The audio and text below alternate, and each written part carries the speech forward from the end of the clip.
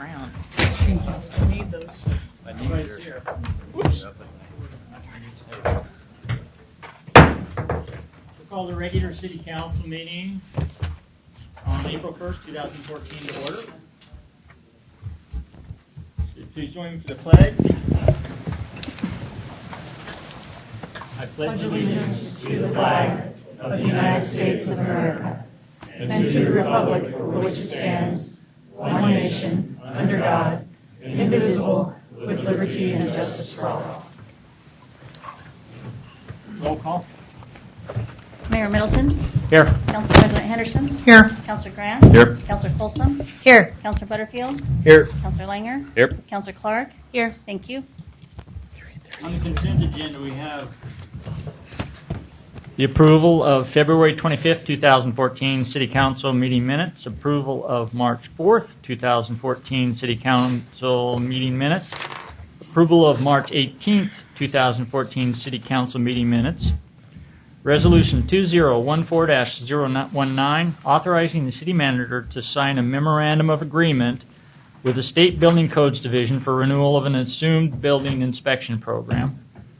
Resolution 2014-020, authorizing the city manager to execute a contract with Ogletree Deacons to provide labor attorney services to the city of Sherwood. I move consent. I second it. All in favor? Aye. Oppose?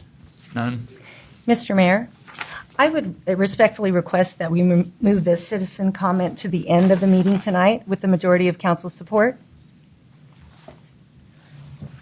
I'd rather leave it at first, but if you want to move it to the end. Where would you like to move it to? The very end. I think we have a number of items of business that it would be interesting for the citizens to hear and give feedback on. So before city manager or? No, I think just at the very end after council comments. Okay. Not after council comments. That's the last thing. We'll do it before council comments. Oh, I think I'd rather have it after council comments. No, Sounds like a good I would idea. not. Motion, I'll second it. Yeah. Chris, can you? Motion and the order of events can be changed by a two-thirds majority of the council, which in this case would be 5. So this would be a change in the order of events. It would take an affirmative vote of 5, but there is a motion that has been seconded. Okay. Motion on the floor is to move everything to the very end. It's just citizen comment. Citizen comments. I've seconded that. All in favor? Aye. Opposed? No.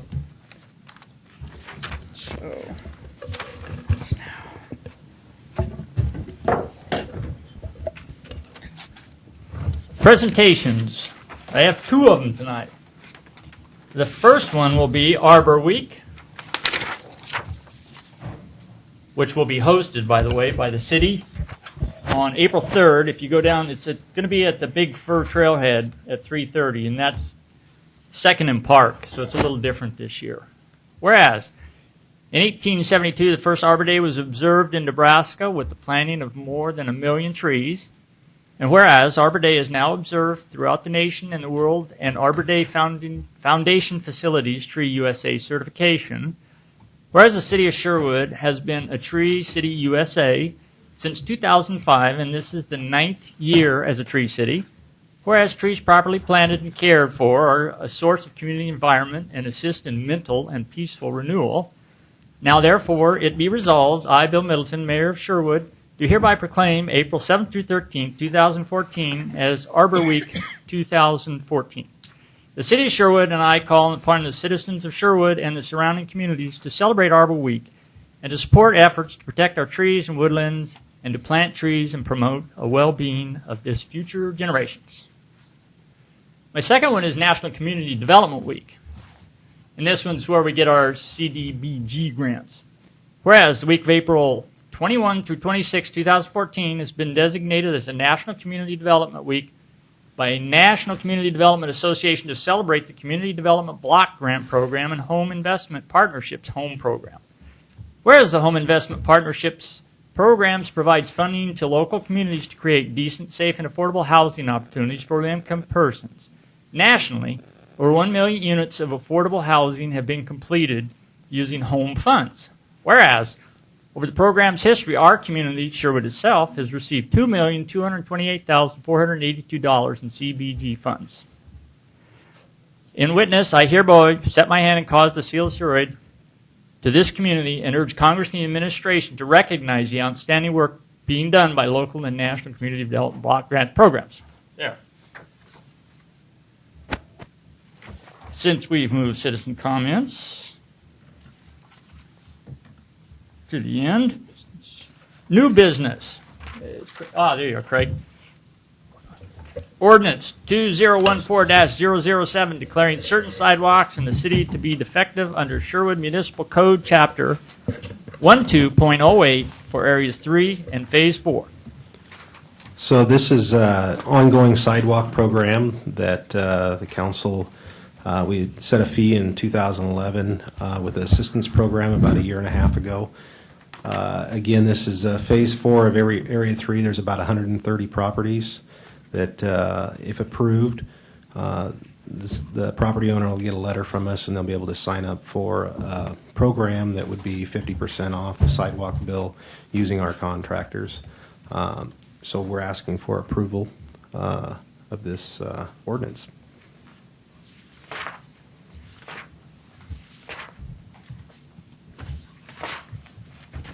Council questions? Yeah, I have a question. Go ahead. Has anything substantially changed since we started this program as far as how we're doing it or how citizens get in touch? How you get in touch, we get in touch with citizens or you get in touch with them? No, we actually, we do a lot of stuff administrative with the property owner now, where when we're doing more going out. We still go out and do all that, but a lot of stuff's ran right through the Public Works office. So there's only one or two site visits from the staff with the property owner. If they need more, we'll be more than happy, but most of the time it's been pretty self. And would you consider this program to be a success? Yes. And what would have happened had we not instituted this program? We would continue down the road of the property owners having to maintain their sidewalks at 100%. Right. And there would have been an enforcement part of that. And we're not having to do that. Right. So do most residents take advantage of the program where they could pay it off through their water bill over time? Yes. So some people, depending on the repair, if it's just a shave, it's $21, and Right. most people are paying that within the first few months. If it's an actual bigger repair, less than if they have less than 25% of their property, some people are taking longer, up to the 12 months to pay it off. Thank you. Any more council comments? None? Do we have a motion? I'll move we read caption and adopt ordinance 2014-007. I'll second. All in favor? Aye. No, we have to do a... It's an ordinance. I need to do a Ordinance. roll call. Oh, sorry, roll call. Yeah. That's right. Ordinance 2014-007, declaring certain sidewalks in the city to be defective under Sherwood Municipal Code, Chapter 12.08 for Areas 3, Phase 4. Counselor Clark? Aye. Counselor Langer? Aye. Counselor Butterfield? Aye. Counselor Folsom? Aye. Counselor Grant? Aye. Council President Henderson? Aye. Mayor Middleton? Aye. Thank you. Thank you, Craig. All right. Our next ordinance. Went and dropped that right off. Right after the red page. I know, it's got the... There we go. Ordinance 2014-008, repealing Ordinance 2014-003, temporarily prohibiting medical marijuana facilities and declaring an emergency. Julia? Thank you, Mayor and Council.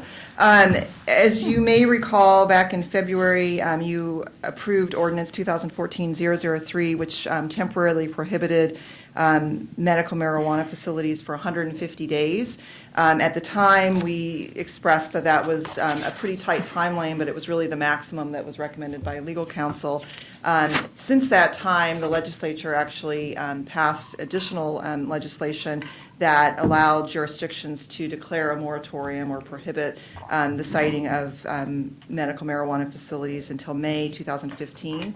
And so we would like to take advantage of that additional time to one, see what happens in the next legislature on ballots, but also give us additional time to kind of explore what the community would be interested in doing if we were to adopt code language regulating the siting of medical marijuana facilities. I'll also add that at the Planning Commission next week, there is going to be a public work session and one of the topics is going to be medical marijuana dispensaries. So with that, if you have any questions, I'll be happy to answer them, but we recommend that you pass this ordinance 2014-008, which would repeal the one that you adopted and replace it. Council comments? I have a question. Is the public work session next week at the Planning Commission a place where citizens can come and give input? Absolutely. The public work session is just that. It's a public work session rather than a planning commission work session where there's going to be tables set up and planning commissioners will be facilitating discussions and really having a dialogue. Oh, great. So it won't be like testifying for 4 Right. minutes. It'll actually be a conversation Right. amongst the whole. More like an open house. Yeah. Great. Yeah, I just got that tonight from in regards to the meeting, so I think you all should be getting it pretty soon. Yes, I think we'll everybody make sure- should get it yes, now. absolutely. Yeah, We'll make sure but that it the was council gets late that. we got it. So, any other comments?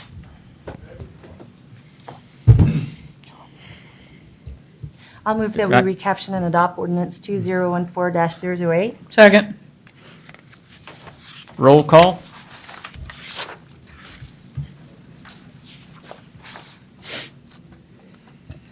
Ordinance 2014-008, repealing ordinance 2014-003, temporarily prohibiting medical marijuana facilities and declaring an emergency. Counselor Clark? Aye.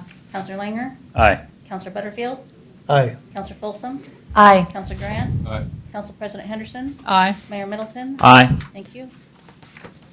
Our next business is a resolution 2014-021, accepting review of operating agreement with Sherwood Family YMCA and directing renegotiation of operating agreement. City Manager? Yes, Mayor and Council. 2 weeks ago, you met with Rob Moody from our city auditing firm of TKW, who went over the report that he had done reviewing the operating agreement. He has a series of recommendations in that report. After that discussion, and we also released that report publicly after that executive session 2 weeks ago to the public, so it's been out for a couple weeks now. The direction from City Attorney's Office is for you to formally review or accept that. Doesn't mean you approve of everything that's in it or what's been done, but that you accept the work that's been done by the consultant, and then also hopefully direct us, staff, to start the negotiation process with the Y. This is also your opportunity for the first time in a public setting to comment on that to the public, and I know there's a lot of interest in that. So that's what this resolution is for tonight. So. Council comments?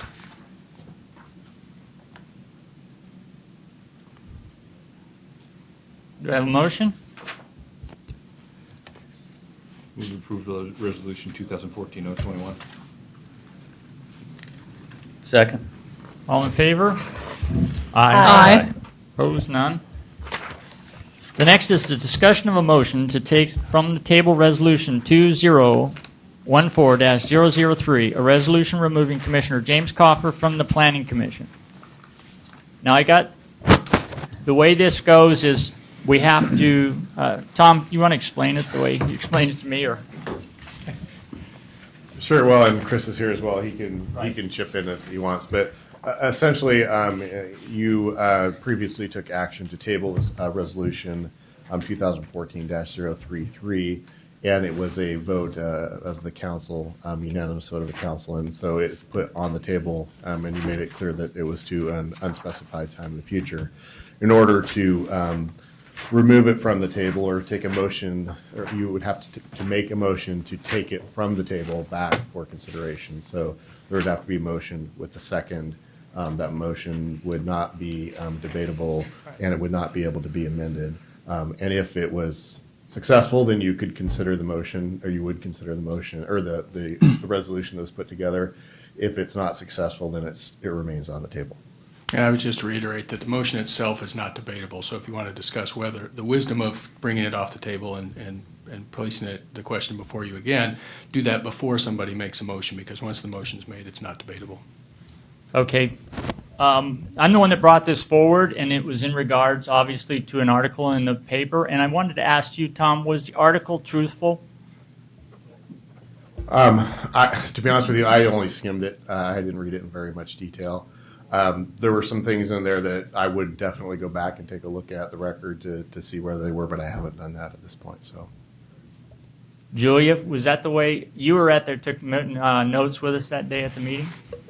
I think it was generally truthful. Our only exception is that I double-checked this with Brad. I actually double-checked after you and Council President Henderson and I met with Mr. Kopfer, just that we don't believe that the planning manager told him that the purpose of the meeting was to discuss him being removed from the planning commission. I don't know if that's the way he perceived it, but Brad made it pretty clear that that is not what was stated. And also, he did not show up to the meeting that we had that night. We were going to have that night. And then the training session we were having in regards to this issue, he showed up 45 minutes late. So that was part of the reasoning behind this. And I didn't know the guy before the Planning Commission, to tell you the truth. And I just think that we need to be more honest and upfront when we write articles. And I don't think bringing that out helped the Planning Commission. I think it more or less harmed it. But that's a personal view. So I would like to bring it back and bring the motion back. I move that we bring the motion back. The discussion of the motion to table resolution 2014-003. Second.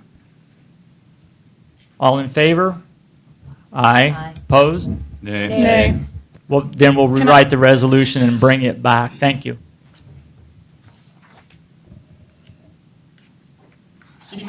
City manager and department reports. Mayor and council, I have 3 quick items of note, mostly just reminders or updates. Julia and the mayor both mentioned on April 8th, the Planning Commission is going to have 2 work sessions. They're going to have a work session on the TSP update overview at 6 o'clock to 7 o'clock here. And then more importantly, at 7 o'clock, there's a public work session.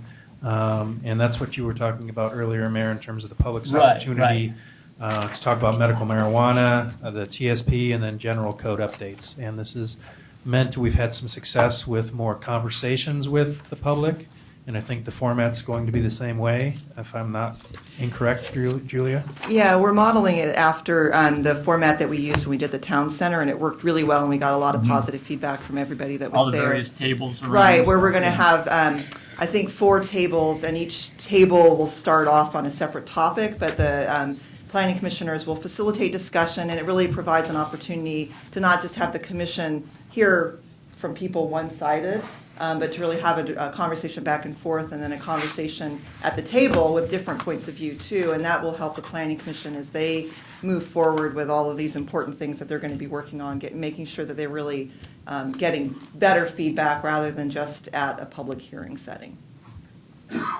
So I want to make sure that the public and the council is aware that we're doing that next week. So again, that's on April 8th in this room, correct?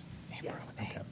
The second item, we talked about medical marijuana, but it appears that recreational marijuana may be on the horizon in our state. So on May 1st, the League of Oregon Cities is having a full-day marijuana workshop for local government officials, including elected officials.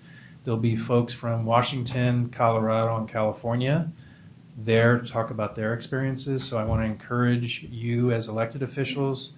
We're going to be dealing with this in the future, and it should be a really good session. Just let Sylvia know if you want to attend. It's filling up pretty fast, and it's in Portland. So what's Downtown. that? Downtown. I think it's at Jansen Beach, actually, again. Or Lloyd Center. So I'm going, I believe Julia is going, our community development director, and chief growth is going. So staff's going, but I would love to have some elected officials potentially represented that day. And then the other note, and this is more for the public, we did receive notice from Chris today that the, I'm going to mispronounce this name and I apologize, the Elia versus Sherwood appeal, also known as the Walmart appeal. Actually, we expect a decision tomorrow. So I know lots of folks in town are wondering what the Court of Appeals is going to say. That decision should come down tomorrow. And you said usually those decisions are online shortly after 8 o'clock? Is that correct, Chris? That's correct. I think I forwarded the link to the Court of Appeals website, but they're usually posted, staff gets in at 8 and posts it shortly thereafter. And what we'll do as soon as it's posted, Mayor and Council, is we'll put it on our website so the public Okay. can read it. So Great. Can you that's all I- explain the decision that's pending? Yes, Those- briefly. So the decision was made by the Planning Commission, was not appealed to the City Council. Some months thereafter, it was appealed to LUBA by a city resident who lives, as I recall, about 800 feet from the Walmart site. LUBA looked at that and said, the case law suggests that there's a statute that says for quasi-judicial proceedings, the city is required to send notice to properties within 100 feet. Sherwood has gone beyond that and now requires itself to send notice to people within 1,000 feet. So this person was beyond the 100 feet, but within the 1,000 feet. And LUBA said, our jurisdiction, LUBA's jurisdiction, only extends as far as the statute. So regardless of what the city does with its own notice requirements, if somebody lives beyond 100 feet of the site and does or doesn't get notice, we don't have jurisdiction. And so they dismissed the appeal. That LUBA decision was appealed to the Court of Appeals. So the question before the court is really the effect of the city's 1,000-foot notice requirement, whether it expands LUBA's jurisdiction, and whether somebody who claims to have not received notice and lives beyond 100 feet but still within 1,000 feet can appeal the decision beyond the 120 days. So it's really sort of a hyper-technical appeal on the scope of LUBA's jurisdiction and the effect of the city's notice requirement. But and we defended LUBA's decision at the Court of Appeals. If we win, the only recourse then for the appellant is the Supreme Court, at which their odds, frankly, are unlikely that the court would even hear it. But if we lose, it would then go back to LUBA for a hearing on the merits of whether the underlying, a number of things, including whether the person actually did receive notice or not. We do have an affidavit of mailing that notice was mailed to them. So we go back to LUBA for decisions on whether they actually received notice and whether the Planning Commission's decision was in fact correct. And if it was not, then only then would it come back to the city for further proceedings before the City Council. So even if we lose, we go back to LUBA, and only if we lose again at LUBA would the decision come back down here. But at this point, it's a decision on the effect of the city's notice requirements on LUBA's jurisdiction. Got it? That's all we have tonight, Mayor, unless there's questions for myself or any of the department heads that are here. No. Thank you. Council comments. Start at that end. Don't really have anything new other than the Parks and Rec is working diligently to aid in finding a possible place for a dog park.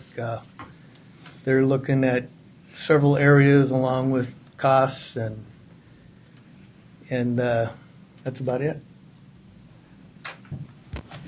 Bill, could I ask, or Councilor Butterfield, could I ask how the Cedar Creek Trail is progressing? Do you have any updates? I don't have any updates and Do you have anything, Julia, on that? Yes, a little bit. I know that we just got a revised statement of work from the consultants, and I believe that Michelle is planning on going to the Parks Board at the next meeting to give you guys an update, to give the Parks Board an update. Okay. Go ahead, Linda. Oh. Oh, did you have anything left? I'm sorry. Go Oh, ahead. no, do you have anything? Okay. Okay, go ahead, Linda. I have a question for staff. I have two items. I have a question for staff about, are we or are we not enforcing the 2-hour parking down in Old Town Sherwood? I seem to have some residents thought that we were enforcing it for the first 30 days. We had warnings, and then a few people got tickets, and so I was wondering if staff could clarify that. If we have Resident get a ticket.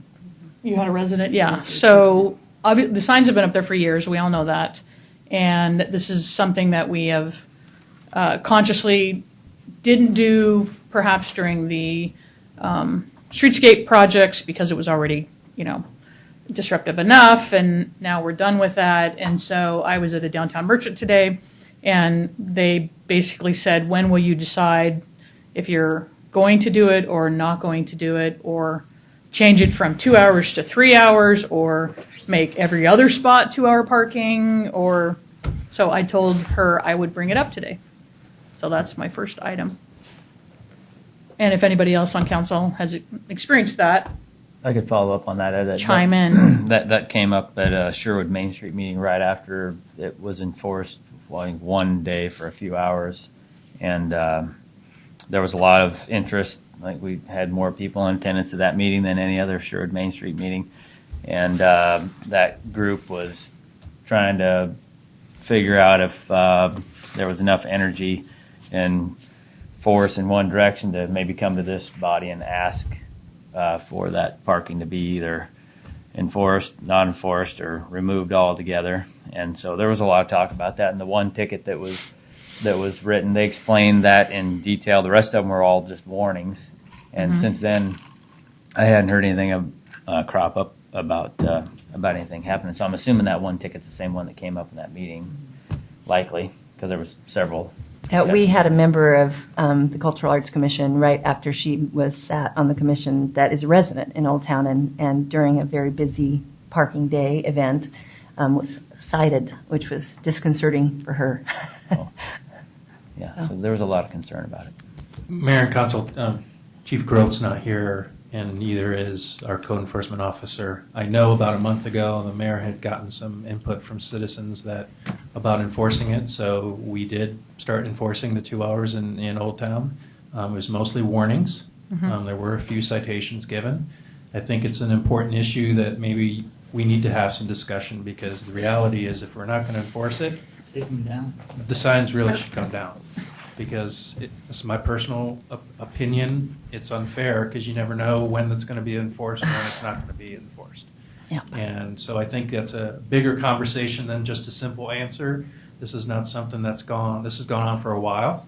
I know other Years. smaller communities, I think the City of Independence is having the same kind of discussion with their community. I think Councilor Langer, when you were at that Main Street, a lot of the businesses like the 2-hour limit versus getting rid of it to kind of keep things moving. Yeah, kind of both ways a little bit. I know there's issues about employee parking and where do my employees park and things like that. So I think this is a bigger issue, obviously, than a simple answer tonight. And I think by us responding to some complaints that the mayor had heard, we kind of stirred up a little hornet's nest in a sense. But I think we should have a discussion. It's a policy. You set that policy, or a previous council set that policy to have a 2-hour limit in Old Town. So it exists. And we have limited resources, but right now the law is the law. Unless you feel differently, then I think the signs should come down. So I think one of the reasons they were originally put up was because of the transit parking, the park and ride. People were parking and just On leaving their Railroad. vehicles all day. And so Oh, right. And Tom can address kind of the short-term needs. Right now we have the community center that's under construction, so our parking has shrunk again in terms of the lots. Those will come back. So I think it's a larger conversation, and I don't know how this council, how long ago you've had that conversation, whether you want to continue to have the 2-hour limit. well, the council president said we should probably, we could put it on we could put it on the agenda for a conversation. If during this period of time, it's a time where there's very limited, we could cover the signs once full parking's back. Those are the kind of things we could look at. So why don't we go ahead and put it on a future agenda to discuss it? And we'll make sure, that'll be a work session, and make sure that businesses in Old Town are aware of it so they can participate in the process. Because I think you're right, Councilor Langer, there's a mixture. I hear both sides of the story. But it's problematic to have signs up and not enforce them. It just, if we're not going to enforce them for whatever the reason, then I think they should come down. Right. Okay, we'll put it on a future agenda. Does that answer your question, at least Yeah, I to just this have point? one other question. Councilor Langer, at the Main Street event you attended that was well attended, what was the general, request of those merchants? They really wanted to get back together and decide what side of the fence they were really on, because there was polarity on both sides. Oh. Yeah, and there was a lot of folks, of course, that absolutely wanted it not enforced immediately. But there was logic behind why it was there, and so as soon as the reason got in the room, then things kind of calmed down a little bit. So they need to talk it out. And we could come up with resident permits for downtown too. I mean, Oh, right. it's just like they have in Portland for residents up in Goose Hollow area and things. So, okay. Councilor Grant. Oh, wait.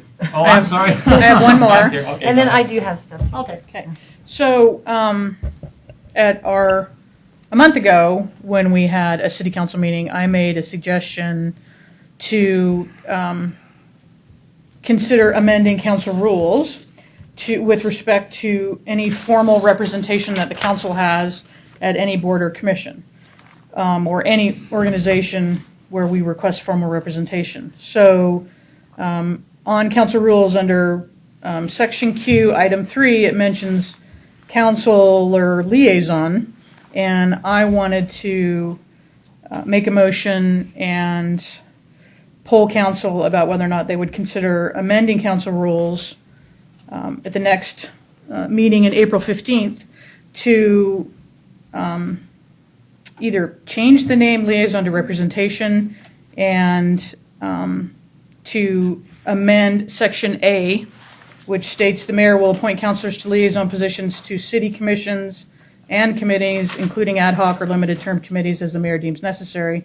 I would like to amend, make a recommendation to amend that section, just that one sentence, to say council representation, and then the mayor will appoint councilors to any representative position representing the council at any board. I don't know how you want to. You're on A? No, I'm on Q3A. Q3A, okay. Yeah, page 10. To any formal representation that the council chooses to have at any public, private, nonprofit, state, county, federal. What have I left out? That the mayor appoint by resolution with the consent of council. And that is my motion. So that's that. I was hoping that the council would consider that, and then staff can work up the language, and we could consider that as an amendment to council rules. Council President, because Yes. if it's done by resolution, it would, by necessity, have to be with the consent of council, because you need a majority of quorum to Right. approve the resolution. Right. So All just, right. So just all by liaison- resolution. all liaison positions would be appointed by resolution. Right. Yeah.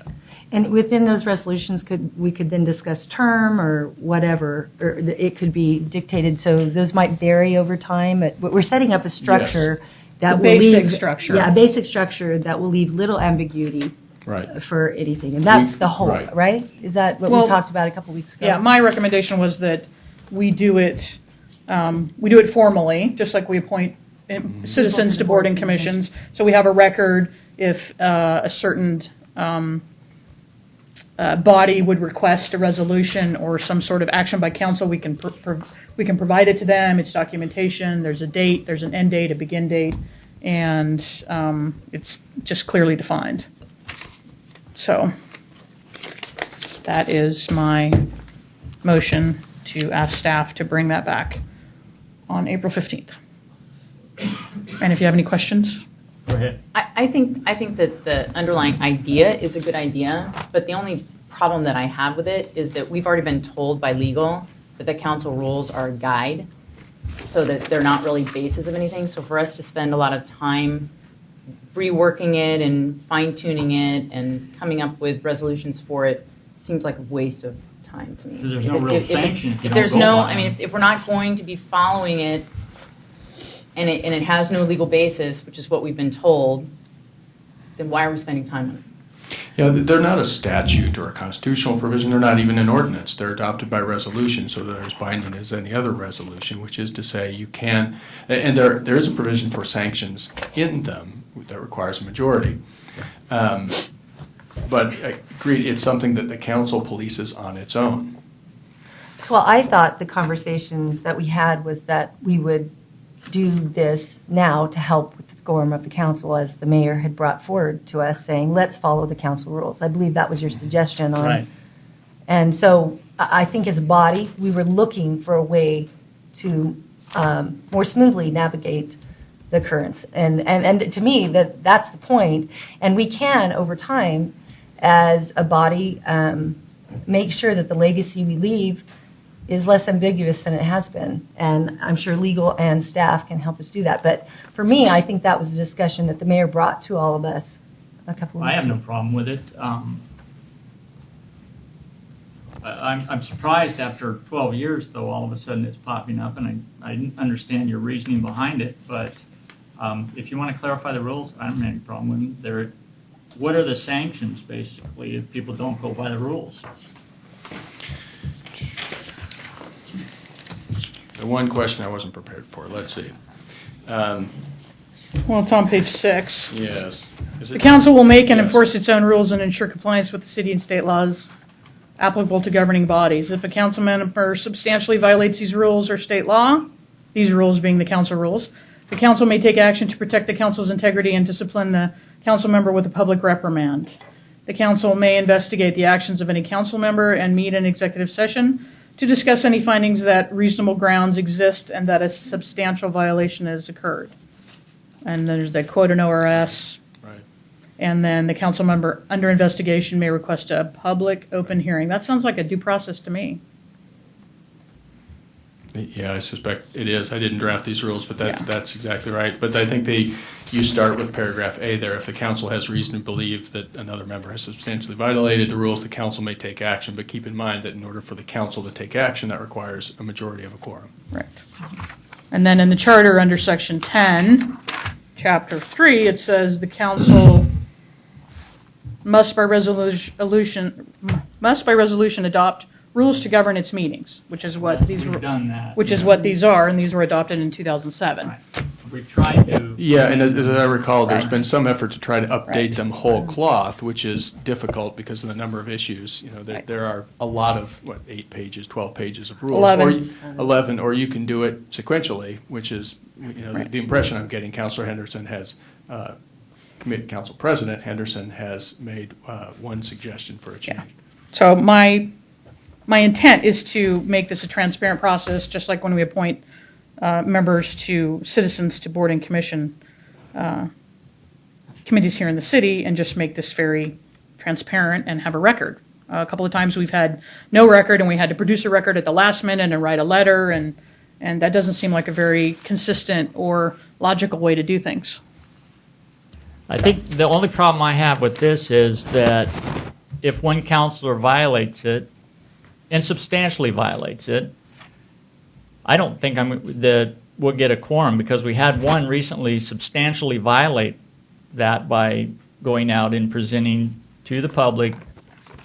I make certain that it was in the newspaper. It's all about. Are we talking about the council liaison Yes, position? no, Because that's no. the only thing I'm talking I'm about. talking about something else. Okay. Okay, It's just- so and can I it's finish my open. motion? Yeah, go ahead. Okay, so that is my motion. Do I have a second? Oh, I'll second. All in favor? Aye. Opposed? Aye. No. Nay. Okay, The now reason go. being is when somebody violates it, it's going to be a popularity contest. It's not going to be done equally. I mean, that's an obvious thing up here right now, because when we try and do something and say, hey, you violated the rules here, if it's her or I, it's going to probably get nothing. If it's somebody else, the 4 will automatically, or 5 will vote. And I can say that because in a recent article it said the council will, and it talked about, he mentioned that, if you've read it says, the mayor and Chrisanna seem to have a certain agenda, but it doesn't have broad support among the council. Therefore, you've already decided. So they keep pushing strange things like cruising topic and talking about it, and the liaison to the chamber, and then doing all sorts of stuff without support of the rest of the council. And it just causes kind of awkward situation. Well, that is a violation of council rules. I think that's an opinion. And that's, No, because he was saying it in Well, the paper I think- as a councilman. but I think the rule you're referring to is under section E, council rule under 3, letter K, council members will not criticize or attack each other, city staff, or other persons.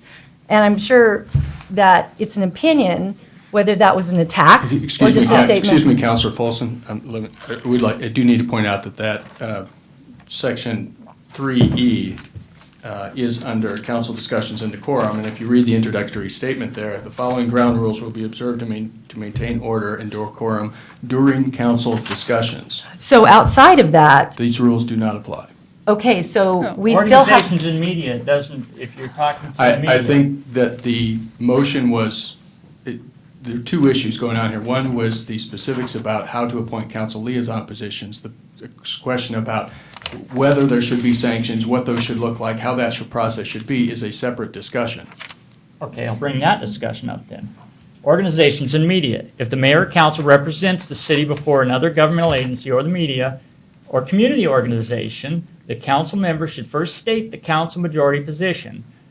Does he know the position? I mean, I guess they've been meeting individually with the position there. Personal opinions and comments should be expressed only if the council member makes it clear that it does not express the council position. That was never done in that article. I think it's also covered under G. Again, I think there were, I looked at those articles too, and we discussed them in our shop, and frankly, I didn't see any comments made by any of the councilors or the mayor that violated the council rules. There were a lot of generalized statements, there were a lot of opinions offered, but I don't think anybody took the position that this is the position of the city council.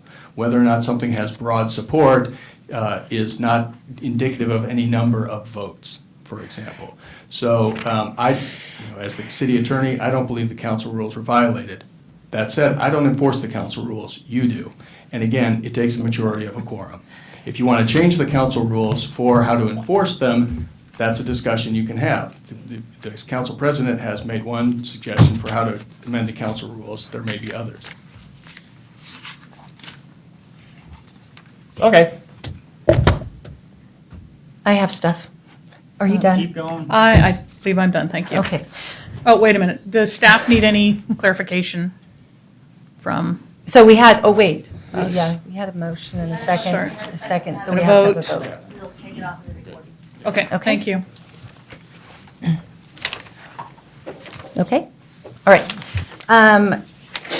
I just wanted to bring a couple of things from the Cultural Arts Commission. First of all, I wanted to publicly thank our past chair, Elise Vordemark, for her 4 years of service on the Cultural Arts Commission. She has very regrettably decided to pursue other ventures in her life that are claiming her attention and will be stepping down. And I just can't thank her enough for her vision and her service. She came to us probably, and I can say this because I was a past chair of this commission, but she came to us with probably greater experience and education for that particular group and led us through some challenging and bumping times as we tried to figure out who we were and what we wanted to do. So I really appreciate her work with the Cultural Arts Commission, and she has promised to maintain being a volunteer. Some other exciting news that we have going on with the Cultural Arts Commission is we've had some ideas and interests about creating more attendance at the popular Picks on the Plaza. Now, last year it wasn't very popular because I heard the weather was very bad. But hopefully the weather will cooperate this year, and we are trying to tie some additional artistic events with those Picks on the Plaza. We, of course, want to work with our Main Street organization and the downtown businesses to use this as a leverage to bring some economic impact to Old Town on those fun Friday nights.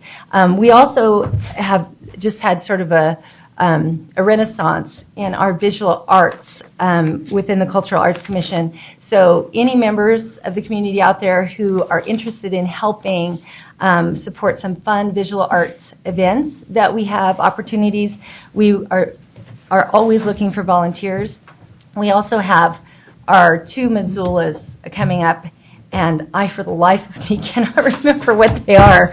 But they're coming up this summer, the last week in June, and I believe the first week in July. You can go onto the SherwoodArts.org website, which is our partner, the Sherwood Foundation for the Arts, and find out the dates and when the registration opens. Councilor President Henderson, do you know when the registration opens for that? Because they always fill up, so I you believe need to pay it's attention. May 1st. Okay. And the first camp is the last week in June, and the second camp is the week after 4th of July. Okay. All right, well, those are very popular. This will be the 11th year that the Cultural Arts Commission has brought them to Sherwood, and about, I think, the 4th year that we've partnered with a nonprofit in our community to make those happen. Okay, we were grateful to have the Senior Center Director here. Our wonderful Senior Center Director, Teresa, came to our last council meeting and gave a quick work session update, and we have not had a meeting since, so I have no update from them. I actually had been reviewing the council rules myself and would like to make a motion that we direct staff to come back with some wording on Section D, the agenda, number 2. Mayor, last year, while you and Council President Henderson worked together on the agenda, I felt like that was a really good collaborative process with staff, and I was hoping that we could, my intent for the direction of the staff in this motion is that we can get back to that collaborative process between 2 members of the council president and the mayor, and the staff, and bring an agenda and a work session. I think, staff, I wanted to say, I think that this is largely a nice way to have it. If we read it, it says, preparation and scheduling of agenda items will be approved by the mayor. Council members may request that items be placed on an agenda. Council members may make agenda sessions at any council meeting or by communication with the city manager. Council members may make the best efforts to reach consensus on agenda items and should obtain staff input before requesting an agenda item. And agendas will generally be set to allow meetings to end no later than 9:30. So that was the time part. So I think largely what I'd like to do for future is something that Mayor Middleton brought when he took office last year, was that collaborative approach of having the council president at the table with him. And I felt like that made it a lot more collaborative. And it also seemed, we've had a lot of changes. I think this agenda was changed 4 times in the past day. And I was embarrassed because I just haven't been home today. And I'm grateful, Sylvia, that you put the new amended agenda on the table for us. But that's my motion, is that we direct staff to amend agenda item number 2. And with my intent, I think I've made it clear what I'm hoping staff can do. Second. Motion on the table. All in favor? Aye. Aye. Opposed? No. And you can't force me to meet with anybody. Next. Oh. I think that's it. Okay. Do you have sorry. anything down at the end there? Councilor Grant. Are you referring to me? Yes. Okay. Speaking of the agenda, yeah, I also embarrassed that the agenda we have tonight isn't one that was ever published to the citizens. I apologize to the citizens that no one really knows what's going on here tonight until now. One of the items that mysteriously removed from the original agenda was in the consent agenda, Resolution 2014-018, confirming mayor's representative and appointing Councilor Christina Clark as alternate for the WCCC. May I, before I continue my comments, ask why that was removed from the agenda? Go ahead. Oh, just 1 second. Do you know? No, I don't know. Okay. The mayor was busy, so I. That's Robert's Rules of Order. Nobody goes by it here. That's my decision, and it was made. Thank you. I actually, though, Joe did send around an email yesterday. I had the same question because from the county, they sent an email with regard to this change, and I was a little surprised because I've heard you speak a lot about the 2-year term of your appointments. You spoke about that specifically with the chamber. But it didn't go through. No, but that it was a 2-year term. But anyhow, the county did send a clarifying email with request, and they said, it is expected that the WCCC representatives are appointed by their respective city councils. So that appears to me that it does require a majority vote. Doesn't. And so I fear that our representation on that very important board is jeopardized or weakened by the fact that we have no true representation by their standards. We may have representation by the mayor's standards, but we don't have representation by the standards of this council, nor do we have representation by the standards of WCCC. And I think that puts us in a weaker position than other people who are at that table. And I don't see why we cannot do that the way it's always been done. In fact, just prior to this last assignment, we have resolutions assigning that to that position, assigning people to that position, whoever it was. And now we don't. So Sylvia, maybe you can offer some clarity here. Right now, first, we're getting into the wonderful world of acronyms. What is the WCCC? The Washington County Coordinating Committee. And they specifically deal with transportation issues. Yes, and actually Julia and Tom can explain further what they do. Yes, they're the coordinating committee of elected officials in Washington County, and primarily transportation related. They will make recommendations to Metro, make recommendations to the County Board of Commission. Funding, certainly regarding a lot of funding decisions. They do also authorize expenditure of transportation development tax funds for local jurisdictions to spend. So this is the group where some of the dollars of the $37.5 million that were allotted for our projects, this was that conversation that was had there? Is that some of those MISTIP funds? Yes, it certainly, it didn't rest solely with them, but they were a key part of the They were a key part of the discussion. So this is where we have representation at a board. So something I didn't know, and I wanted to explain it to the citizens, is for a long time, Sherwood was not actually at, we were sort of passed over for those MISTIP transportation dollars. And so when our projects were ready and our staff was ready, we got a very large percentage of the dollars because we were prepared and our staff was there and we were at the table with very strong representation. We were there with very experienced staff and also experienced council members. So it's my understanding that this, currently the resolution or the writing that the county has, the record that the county has, is that the mayor is the representative, Council President Henderson is the first alternate, and Councilor Clark is the second. So I guess my question is, why did we need to change? Well, does that mean it goes, the true representation is those people, is the representatives who were on the last council resolution that we did? So Well, we actually didn't do a resolution. Say again?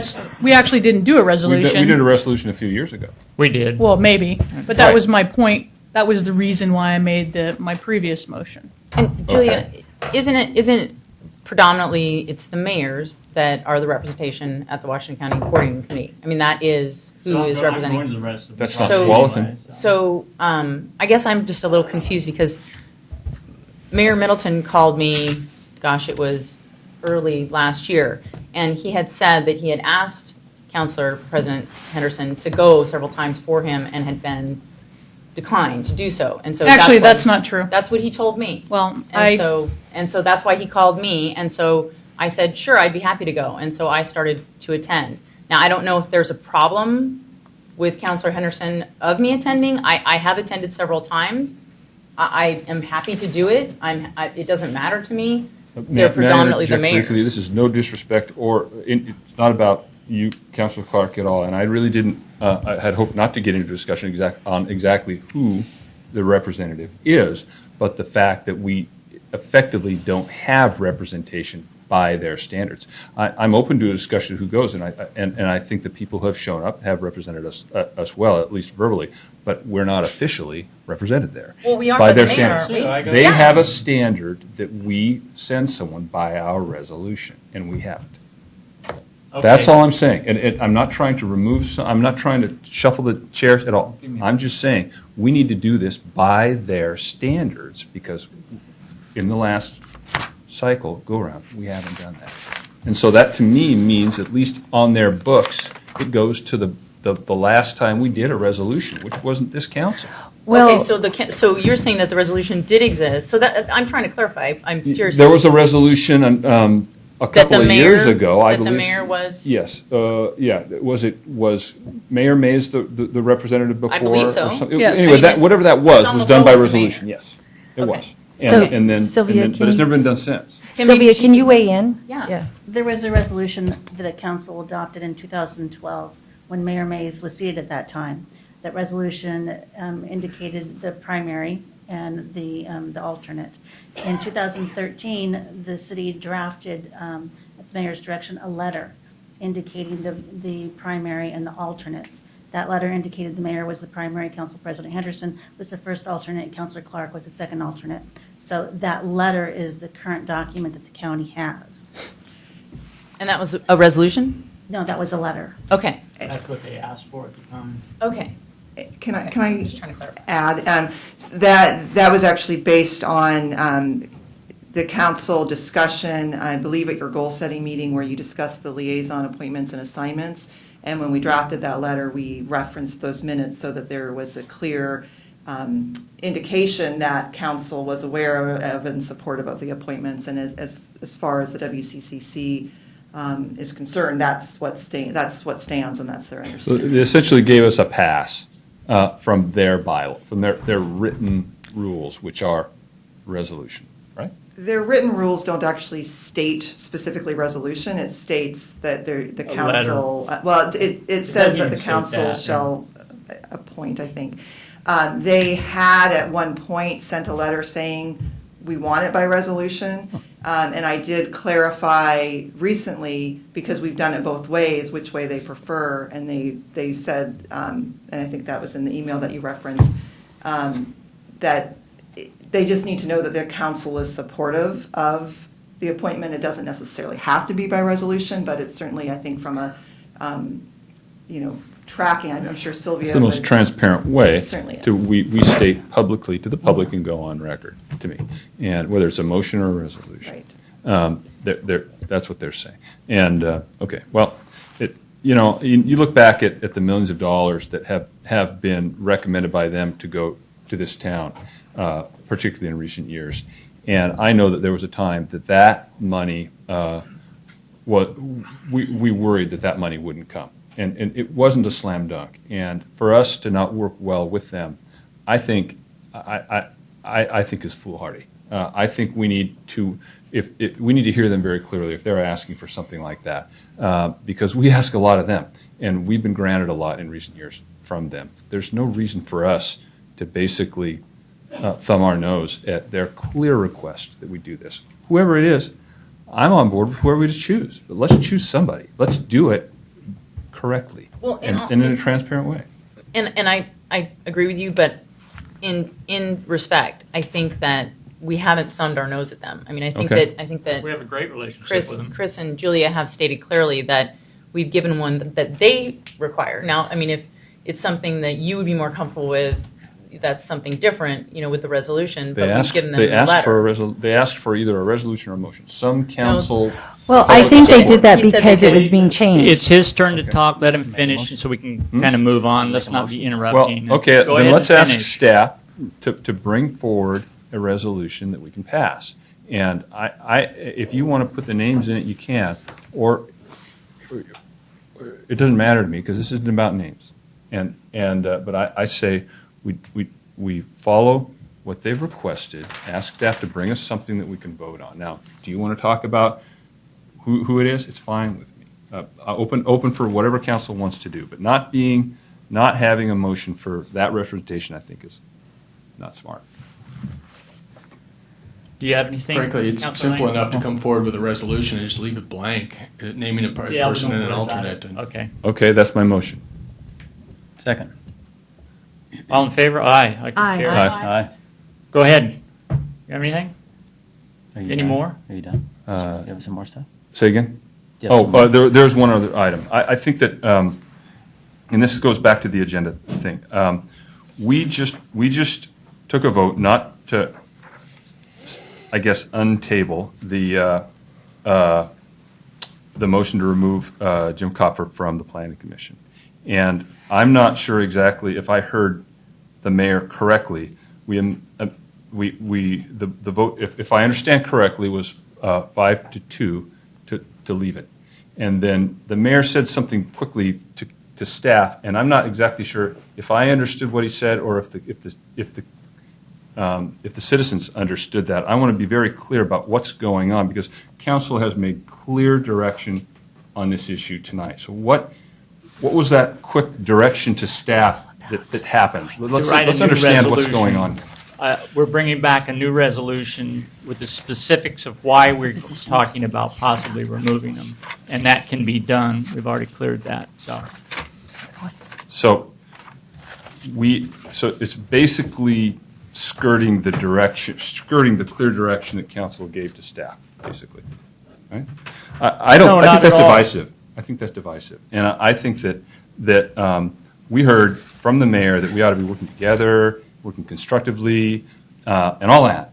And here we have something that has absolutely, in my opinion, has never had any work done to get it passed. So therefore, it's going to fail unless something's different. But I don't see that something's going to happen differently. No one's ever presented to me, and maybe other councilors can say that they've been worked with on this. But I think that when we put something on the agenda, I think we are making a statement to the citizens that we've worked together toward the hope of getting that passed. And that hasn't happened here, and I think that's being dishonest to the citizens. I think the citizens need to understand that this is being put on with the full knowledge that it's going to fail. And I think that's a divisive act that serves only to divide us. I don't think that's working together. Unless something new is going to come forward about this member of the Planning Commission, I don't think it's going to, because we all read the paper and we all know what happened. At least we've heard what happened last Christmas time and all that. I don't think you know the facts. I just don't think, I think we're just going to bring it forward again exactly as it already was tonight. And I don't know what's different. The only thing this serves to do is divide us. That's what I think. I don't see why this is going back on the agenda just to make people angry. It's ridiculous. That's my view. You don't? Do you have anything, Councilor Langer? Sure, my turn, huh? Chamber of Commerce updates. Representative John Davis is hosting a complimentary legislative update and breakfast for anyone interested on Tuesday, April 22nd at 7:30 a.m. at the Sherwood Police Station. The Sherwood Chamber of Commerce and the City of Sherwood are beginning some business walks at lunchtime that will be starting this spring for local leaders to engage and learn more about the business community. The Les Schwab Tire Center's Cruisin' Sherwood Classic and Custom Car Show planning is in full swing and set for June 14th, 2014 in historic Old Town Sherwood, Sherwood's largest one-day event. After receiving feedback from the local vintners in Sherwood, the Chamber will host a Sherwood retail wine tour this fall to better promote and work with area wine operations and business community. Community-wide nominations are now being accepted at sherwoodchamber.org for the Best in Sherwood Awards in the following categories: Large Business, Small Business, Business Leader of the Year, Citizen of the Year, Commitment to Youth, Golden Apple Award, that's educators, Outstanding Community Service, and Outstanding Youth. I think that's all I've got. I actually, I'm going to talk a little bit about something that Councilor Grant talked about, because every once in a while you throw something at me and then I want to talk about something that I wasn't planning on talking about. Because I actually agree with you on a couple of points, and that is that we're no longer working as a council. And I think there's actually lots of components to that. I don't think there's any one thing. I think that a couple of councilors have pulled out little things that they think it might be, and those might be components. I think that a component that I have seen is use of the media in a way to divide. I think that Councilor Langer definitely did this in the last article when he brought my name out when in an article about something that Mayor Bill had brought up that I had never sent an email about, I had never had a discussion with him about, and so I'm not sure why my name appeared at all. And then he went on to say that I had an agenda. I would like to know how in the world he would know what kind of an agenda I would have, what that agenda would be, because the only agenda that I have is serving the citizens of Sherwood.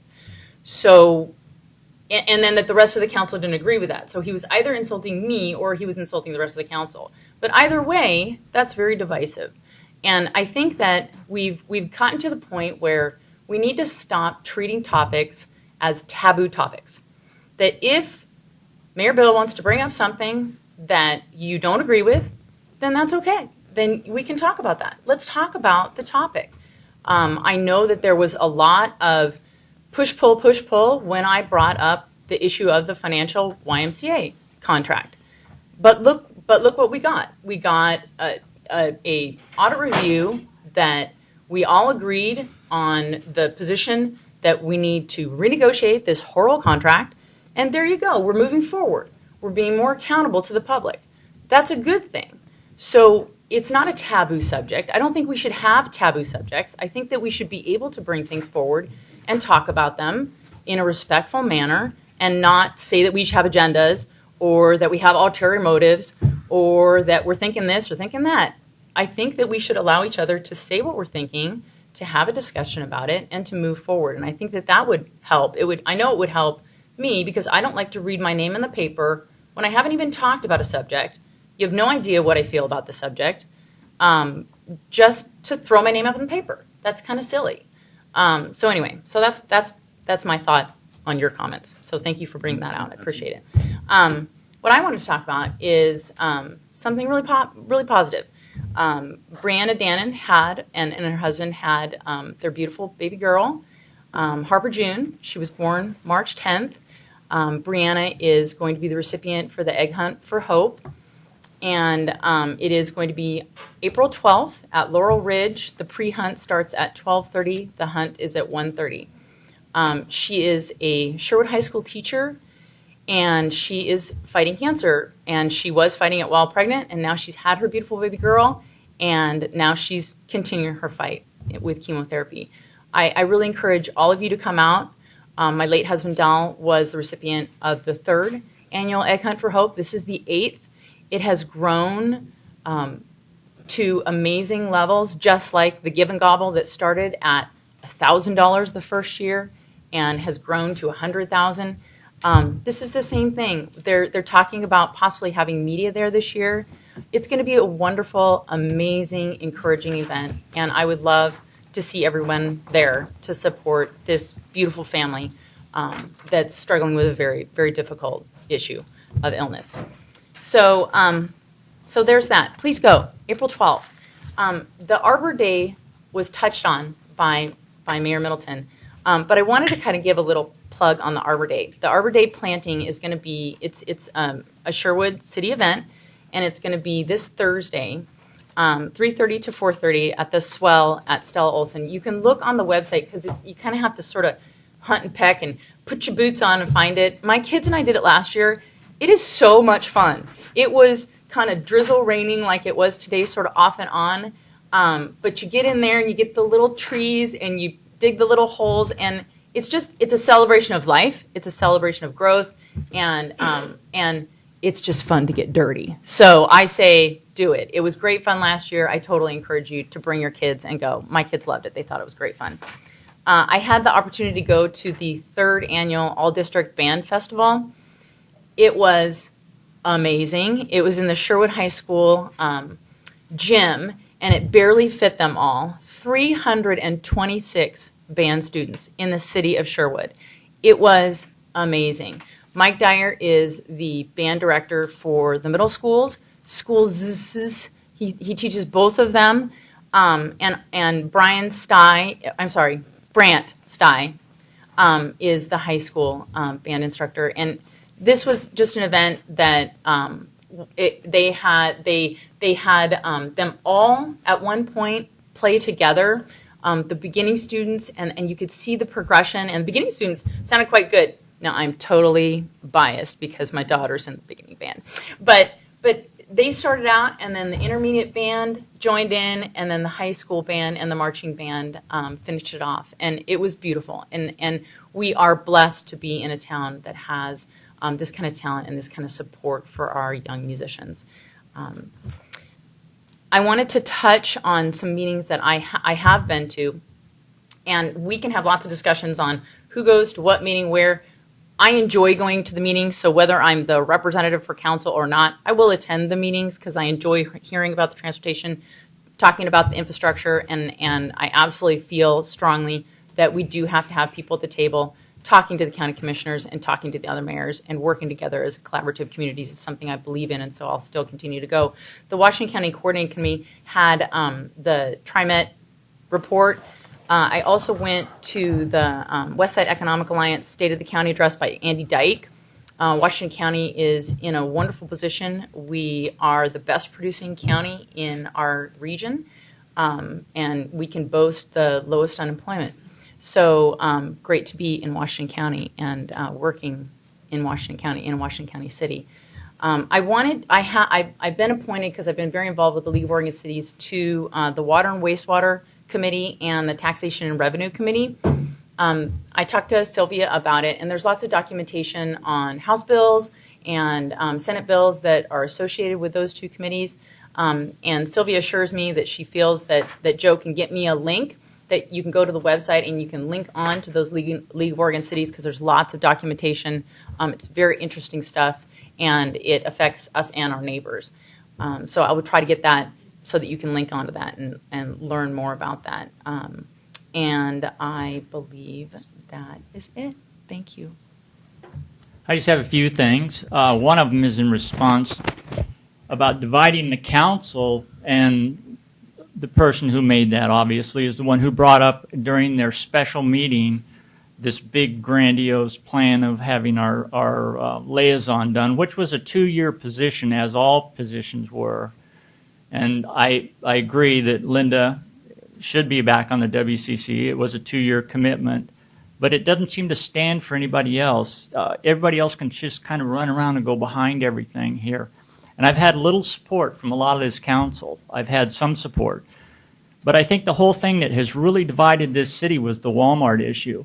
And I think the biggest problem with that is we have people on here that are still pushing that agenda. And they need to move forward and take care of the people of Sherwood, not their own personal money-making agendas. And now we'll take council comments. Citizen comments. Nancy? It must be you. I can't read the last name on here, Taylor.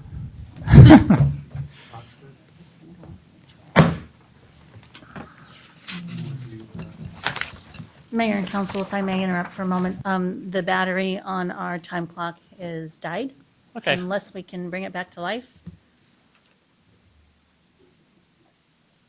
So staff, if council would Just like, go- staff can keep The track. city manager will time I it. can do a timer Yeah. in just a minute, Mayor. So, Sorry. Joe, would you do this when you're ready? Yeah, and I'll be a little. And when you do this when I'm like getting close?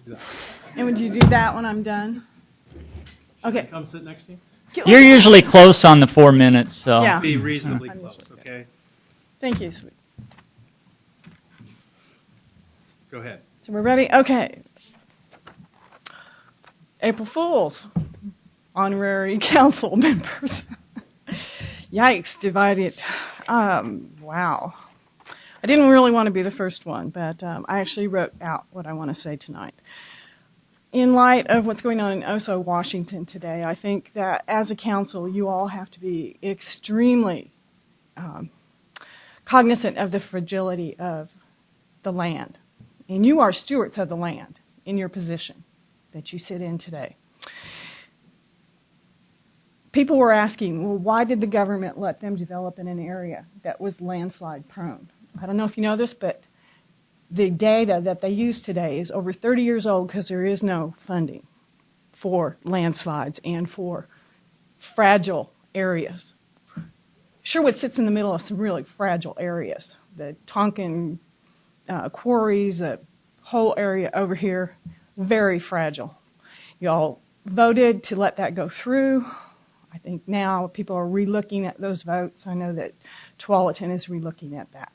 So I really urge you as stewards of the future, as people who are making decisions, that when those decisions come to fruition, you won't be here. You will have moved on. You will have taken, some of you, your cash, pile of cash and moved on to another area to do development and such.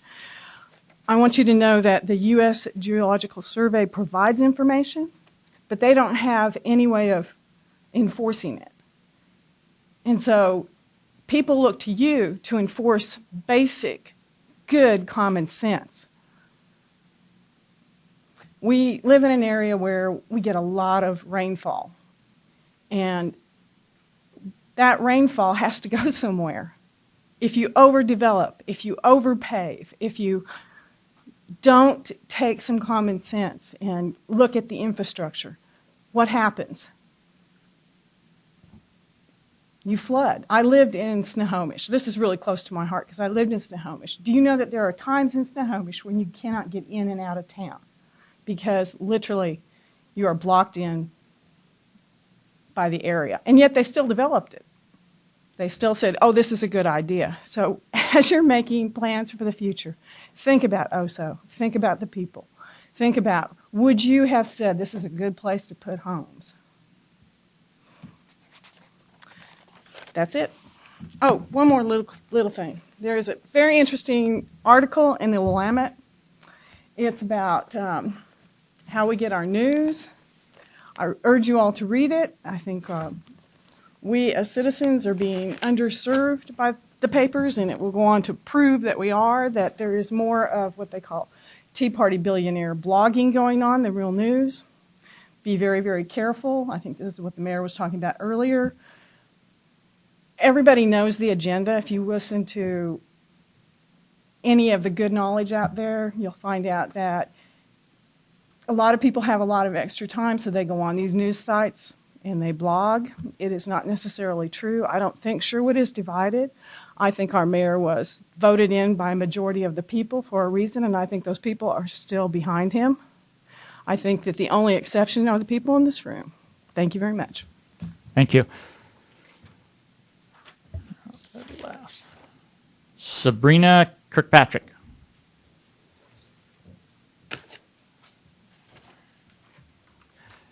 You just have to give your name and that you live in Sherwood. That's all. You don't have to do the address or anything.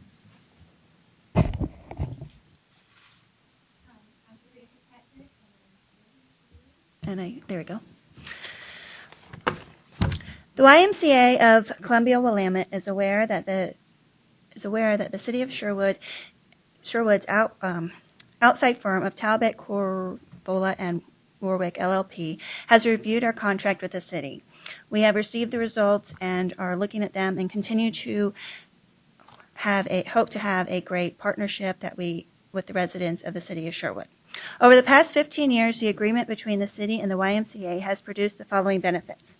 The YMCA provided over $325,000 annually in free or subsidized services to 1,135 individuals and families who could not participate otherwise. This includes programs and services for the homeless assistance, SNAP, and the transition program, and more. The Sherwood YMCA has raised the initial $125,000 for the pool slide in the building's opening. The Sherwood YMCA has made annual payments to the City of Sherwood to pay debt service expense for building expansions that enclosed the gym, added 5,000 square feet in programming space and 5,000 square feet for the teen center. A part of this expansion, the YMCA raised $250,000 in capital gifts. The YMCA subsidized the operation of the teen center each year, which has made the teen center free to all teens in the community, providing a safe and positive place for the past 12 years for the teens after school. Over the years, city managers and the YMCA of Columbia Willamette agreed to forego the annual operating surplus for the Sherwood YMCA, if any, as allowed by the agreement. Both parties did this to improve the city owned assets and strengthen the Sherwood YMCA operations. This represents a gift to the city of Sherwood and the Sherwood community by the YMCA exceeding $225,000. In addition, the YMCA of Columbia Willamette, by contract, can charge 15% of management services. In some years, the YMCA of Columbia Willamette has charged less, putting the money back into the Sherwood Y for upgrades. The management service fees charged through 12/31/2012 are $4,308,140. The management service fees charged through December 31, 2012 are $4,725,393. The difference of $417,253 represents an annual investment made by the YMCA of Columbia Willamette towards the success of the Sherwood YMCA. This has allowed the YMCA to invest nearly $950,000 in capitalized programs and building improvements through 2013. Our capital purchases made through 12/31/2012 equals $757,000. $757,693, and capital purchases made in 2013 equal $191,428. The Sherwood YMCA Executive Director and staff are very involved in community events and take a leadership role along with the Volunteer Board of Managers. Events such as Cruise in Sherwood, Community Service Fair, Onion Festival, Robin Hood Festival, Alternative Arts Festival, Give and Gobble, and more are strengthened by YMCA participation. The YMCA values the special relationships we have with the City of Sherwood and the Sherwood community and look forward to continuing to serve the community for many years in the future. Thank you. You got 3 seconds left. Dave Emmons.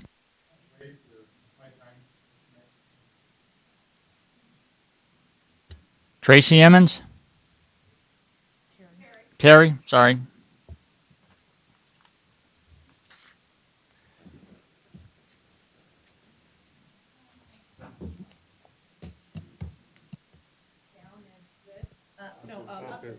Okay, thank you. Good evening, Mayor, City Council members. My name's Terry Emmons, Sherwood, Oregon. Are you a resident or non-resident? Does it matter? Yes. My zip code is 97140. You're not a resident. Okay, thank you. That's what we asked on the form. Is that for resident? That's a resident. My zip code's 97140. Anyway, regardless of whether I'm in the city or out of the city, now that the city and YMCA has reviewed the contract, it's the Board of Managers' hope that we can stop looking backwards and start looking forwards. The city and the YMCA staff members begin to look at potential contract revisions. The board hopes that everybody keeps something very important in mind. That is, the YMCA is more than a gym. Here's a few examples. During the past snowstorm, when many of the businesses in Sherwood were closed, including the city of Sherwood, the YMCA remained open. And the reason it remained open is because it's an emergency shelter. The staff often stayed overnight to make sure that they could open on time. And plans were put into place to make sure that in case something happened, there would always be somebody there. The YMCA serves as a local homeless shelter. Yes, Sherwood even has homeless. And up until recently, when the no camping resolution was passed, there were a couple of homeless families that would sleep in their cars underneath the lights in the parking lot.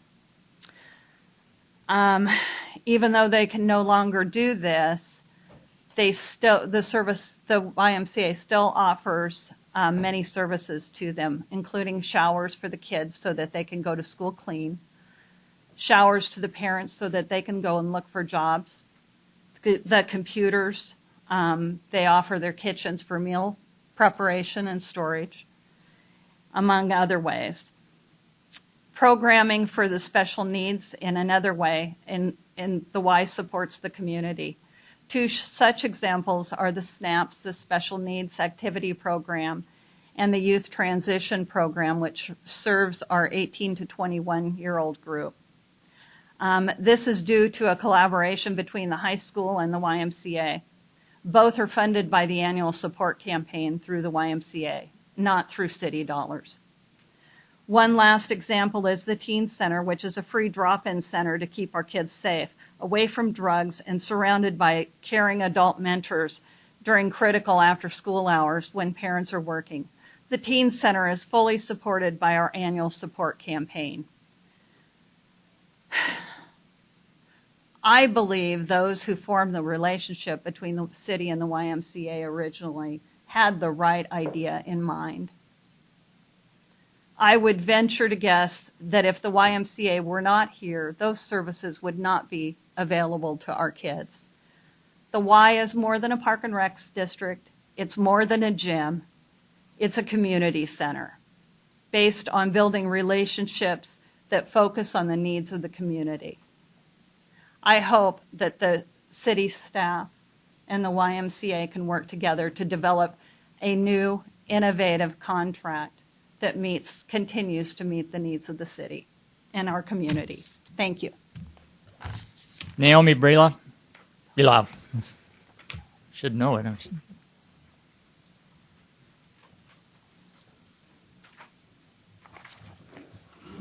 Hello, my name is Naomi, and I live here in Sherwood.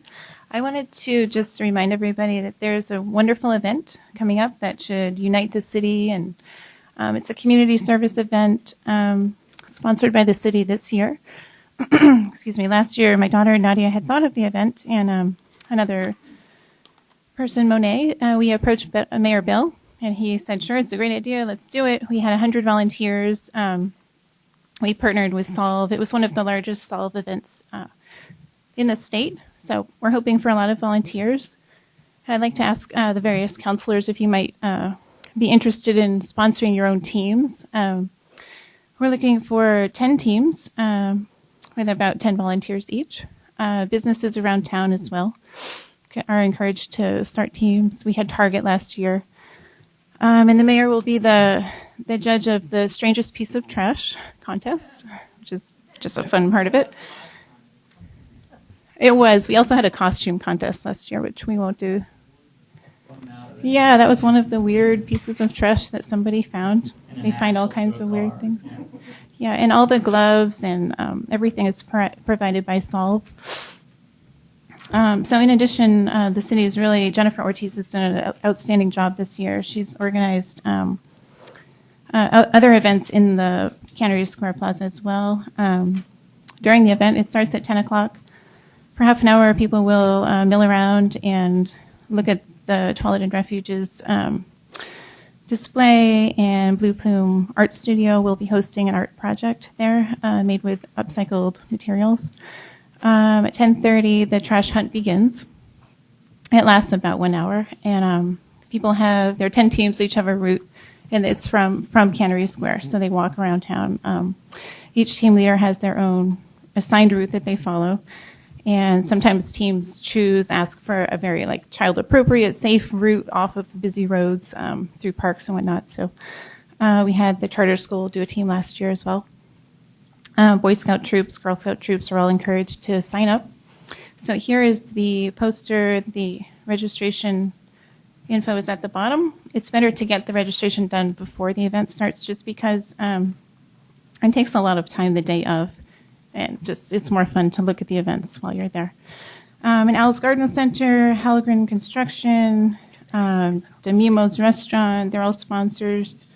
Albertsons, and then Radio Disney will be there this year, and they're doing publicity. There's going to be a performer at the end of the event doing music on buckets and other pieces of upcycled trash, I guess you could say.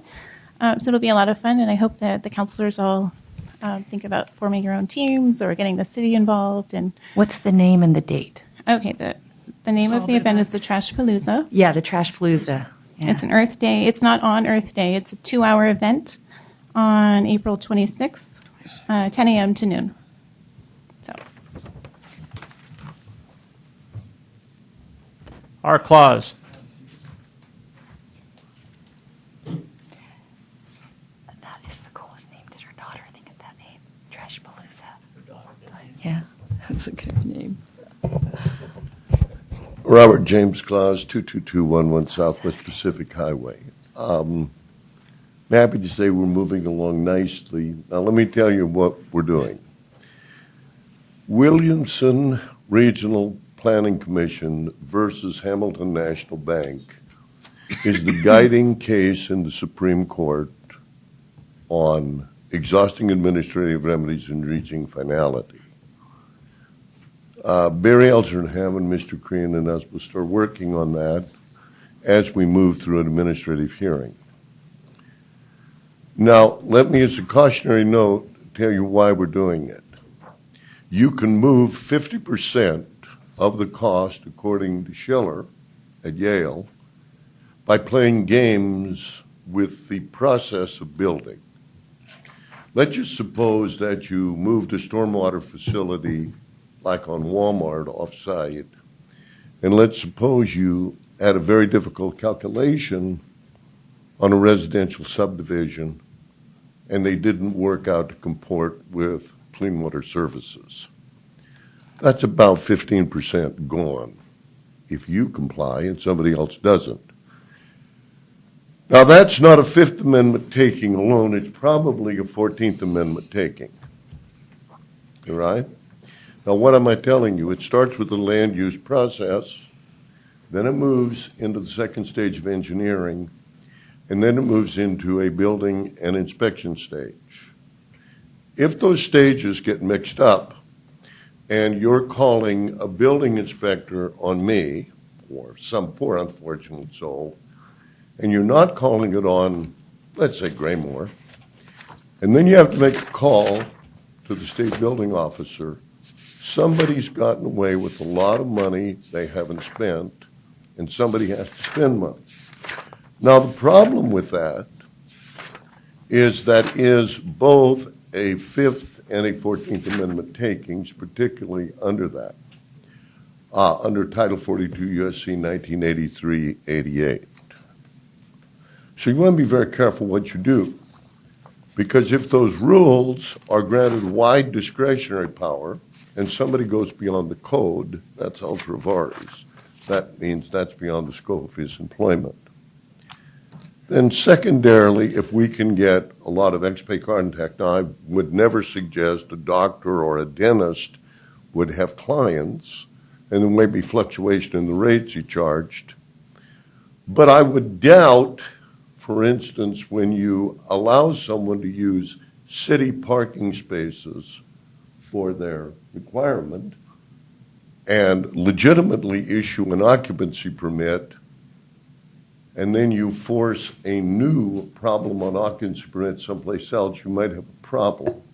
I would also suggest if you allow someone to move into a half an acre, tear it up, and then don't move in when you're willing to prosecute somebody 2 days before cancer surgery over graveling a road. I think that was it, wasn't it, Mr. Pez, which you objected with Susan?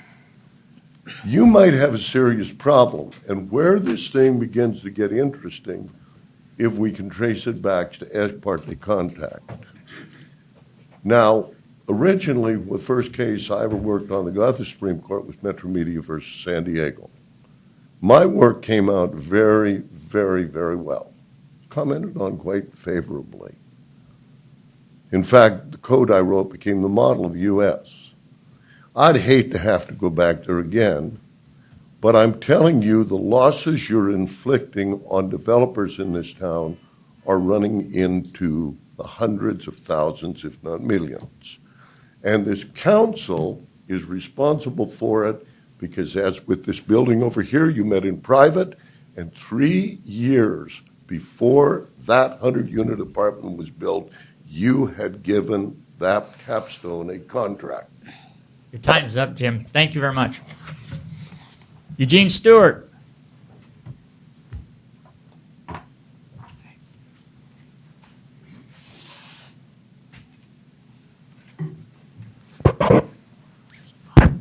Eugene Stewart. I am not a city resident. Yeah, we can't meet. I do serve on the Sherwood Seniors Inc. board. I worked with the Senior Center, and I am glad to hear we're going to have cooperation with the Y, because now, it is my understanding, they wanted to start a Silver Sneakers program at the Senior Center, but our director recognized that that's a proprietary program, and we need the okay from the Y to do it. We had an instructor volunteer to come in. We have a few seniors who would prefer to come to the Senior Center instead of going to the Y. So it would be nice to see this spirit of cooperation start to come forward. Also, the Senior Center is in need of transportation. The Y has a couple buses. Is it possible that a program could be worked out to where transportation for seniors who can't come to the Senior Center for lunch, a program could be worked out perhaps even with the city's help too. These are great opportunities to go forward, so I'm hoping from what I'm hearing it will. Also, Craig, very good job on the lot next to the senior center. Let's hope that we can keep it up. I think council needs to look at trying to form a volunteer program to help Craig out to maintain our parks. The city of Portland does it. They even get volunteers that are in their 90s. We're out there working on the trails. That would be good. So we need to find a way to get people involved, and this may be one of the ways. Look at getting volunteers to help out the people who really need help in this town. Thank you. Thank you, Gene. I didn't drop your name, but the ladies were very upset you cut their blackberry bushes where they pick blackberries out. So, Tony, double. Have to travel farther. Have you been there when the deer? Tony Bevel, I a was worried resident for about them. 16 years, and I'm just curious, would like to know why the councilors, why the city of Sherwood, and a lot of other towns in Oregon are so afraid of this medical marijuana dispensaries. I mean, I think it's going to happen. I mean, anyone, the head on the shoulder is going to happen. I can't, when it happens, I can't see one of these dispensaries on every corner of the city like we have coffee shops. So I'm thinking, why would we be against this? I mean, medical marijuana, you have to get a card. You have to get a physician to give you this card. I mean, you can be 21 and buy liquor, which is probably more harmful than marijuana. I don't know. I don't do this stuff. Anyway, but, so I think this should be something maybe the city should embrace. Maybe you can make some money out of this deal. You regulate it. It's going to be regulated. It's going to be regulated. So I'm also thinking, why be afraid of it? Of course, the first thing that comes to mind are children are going to be corrupted some way. Well, I don't think that's going to happen. The people who are going to do it are doing it right now anyway. So that's that. Crime, I mean, you hear about these people breaking into these growers' garages, apartments, or whatever. Heck, we have people crawling down Clancy's stealing liquor. What's the deal with that? From the roof. From the roof, yeah. So, I mean, I don't think it's something that, it has to be regulated strongly. Emergency, that's a strong word. That's a strong word. It's not. So that's just my feeling, and thank you I'm curious to see what's going to happen at a later date when there's going to be more public input into this medical marijuana dispensary, the end of the Western world. Tony, it's really important that you go to that meeting that we're having, because it's not that we're trying to totally outlaw them. We want to regulate the way we do it and do it properly. That's what this situation. It's not a total ban forever. It's buying time. Yeah, we're just want to make sure that the ordinance we pass is proper and put in the places, put in the proper location, zoned right, and all that. So please come to that meeting. It's going to be very important. Leanna Knudsen.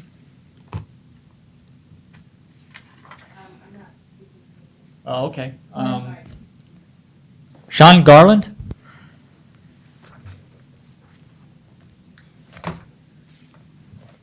Hello, my name is Sean Garland. I am a resident here of Sherwood. Just wanted to make an announcement on an upcoming event on Saturday, April 26th, which my wife is helping to coordinate with Council President Henderson and the Sherwood Foundation for the Arts. It is the first annual, hopefully to be many more, jigsaw puzzle competition. It will be held at the Sherwood Police Station Community Room, again on April 26th. It is going to be open to both kids and adults. Starting at 9 a.m. to noon, there will be 2 different competitions. Youth teams, ages 7 to 10, will be one competition, and ages 11 to 14 will be the second competition. And from 1 p.m. to 4 p.m. will be the adult team, the 2-people teams, I should say. And also at 1 p.m. to 4 p.m. will be a 4-person family team. Registration is on the Sherwood Foundation for the Arts website. There will be prizes for first, second, and third place in each division. Every team that does enter the competition gets to keep the puzzle that they do. And some of the sponsors for the event are graciously donating some prizes. Mud Puddles, Sesame Donuts, Safari Sam's, Roses. Ultimate Tan Med Spa has a very nice gift basket they've put together. So again, it's for kids, adults, Saturday, April 26th, starting at 9 a.m. Thanks. Thanks, Sean. The only thing I have to say, isn't that the same time as Trashapalooza? Yeah, so you could pop into one. Well, the could we hold Trashpalooza. it down here? Is it possible so that the puzzles are here and they could start on it, do some Trashapalooza, come back in here? Well, This room's not big enough Not to big hold. enough? Well, we Yeah. have to do 28. We have to do 14 teams at a time, and we have to have a table for every team. That's Well- why we're doing it. Well, I can get Rebecca or Masons to So- give us their place. I mean, it's just if everybody's going to be kind of nice to have it down here, So what are the times again? 9 to noon. 9 to noon and 1 to 4. Oh, so that's the right. youth, okay, okay. youth are in the morning, But the that's adults the or families are in the afternoon. So the problem is the youth are in the morning, and they're the ones that would really They love did to the do trash the last time, Trashapalooza. Yeah, I didn't get to thank her for that name, but and Nadia's that Nadia's the little daughter, girl. yeah. Yeah, that is an awesome name. Catching. Thank you, Sean, for bringing up the event that I forgot. That's from my organization. It's going to be a busy day, so everybody's Yes. got something to do that day. So, and trash is over on that side too, so we can get it from all over. Okay, meeting adjourned. Oh, we have a URMA meeting. No, No, we we don't. just had the exact.